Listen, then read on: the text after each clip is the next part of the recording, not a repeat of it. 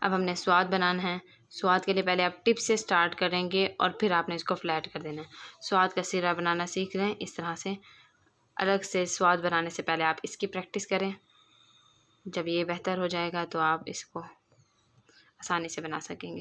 اس نون گنا کو بنانے کا طریقہ یہ ہے کہ آپ چھوٹا سا، جیسے ہم الف بناتے ہیں نا، یہ الف کہنے کا مقصد اس کو یہ ہے کہ شروع میں اس کی ٹپ یوز ہوگی، پھر فلیٹ اور پھر ٹپ. اس کے نیچے آپ ایسے کر دیں گے تو یہ نون گنا یا نون بنتا ہے، اور اسی کو ہی ہم سواد کہتے ہیں. تو یہ بہت امپورٹنٹ ہے اور یہی سین ہے. ایک دفعہ پھر سے دیکھ لیتے ہیں. یہ ہم نے سواد بنایا ہے. سواد کے بعد اب آپ جیم لکھنا سیکھیں، کیونکہ جیم ہے خے یہ سیم بنتے ہیں.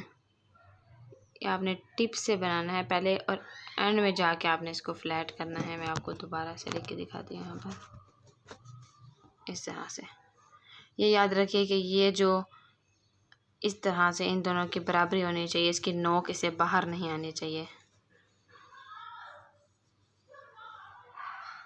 ایسے لائن لگانی ہے، ایسے اور پھر ایسے.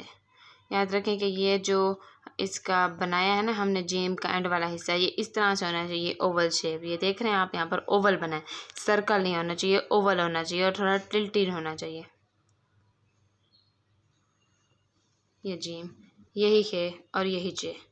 اس لیے یہ سارے بیسک ورڈز ہیں جو سیکھنے لازمی ہیں پہلے. اس کے بعد ہم بناتے ہیں نون. نون میں نے ابھی بھی آپ کو بتایا ہے، ایک دفعہ پھر سے بتا دیتی ہوں.